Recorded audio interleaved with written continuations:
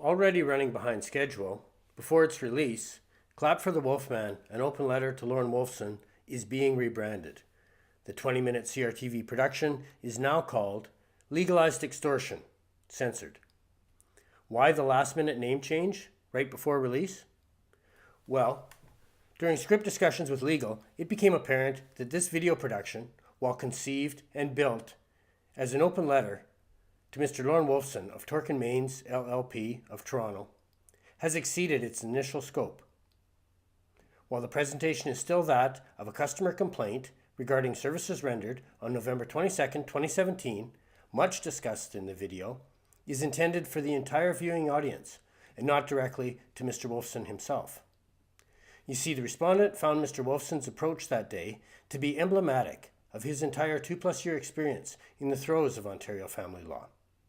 The respondent then used an open letter to format to artistically present his thoughts on OFL and its treatment of diagnosed mentally ill men.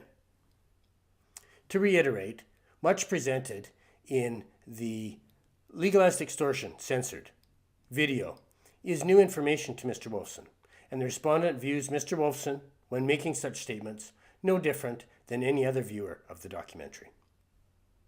The director artistically leaves it to the viewing audience to decide for him and herself which statements are made directly to Mr. Wolfson and which to the much larger OFL industry as a whole.